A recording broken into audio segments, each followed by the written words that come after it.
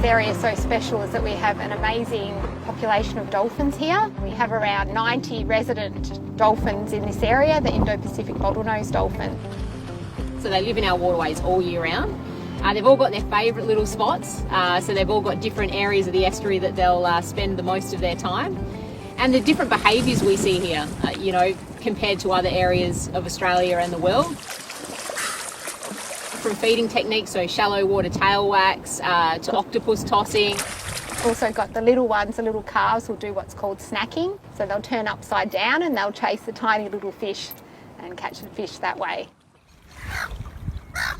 So we've had quite a few dolphins that have had fishing line entanglements. In particular, one called Luca, a little calf, only 18 months old. Little Luca loved to play with seaweed, and what we found is that there can be a lot of fishing line in the seaweed. Well, March 2019, he got entangled, got some fishing line wrapped around his little pectoral fin. The first entanglement, he was able to be rescued by DBCA wildlife officers. Yeah, you hang on to that, yeah. But it left permanent damage in his little fin, so that meant any time he swam into any other seaweed or amongst the rocks, he'd catch fishing line on him, and then that's what happened. He got fishing line around his dorsal fin. There were 2 other attempts to try and disentangle the fishing line from him, and the last attempt, unfortunately, he didn't make it.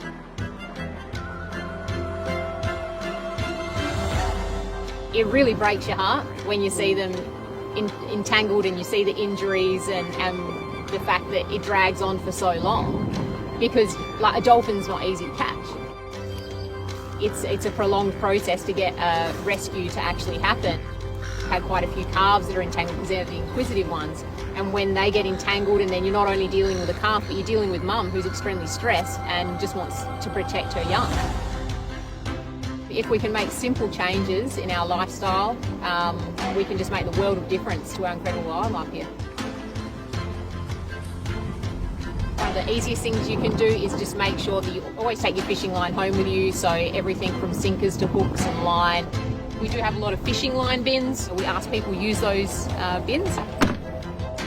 Just if you're out walking, any rubbish or litter that you see, it doesn't have to be yours, you can just pick it up and you've definitely made a difference there. There's some great community events happening around Mandurah. So this rubbish can be everywhere.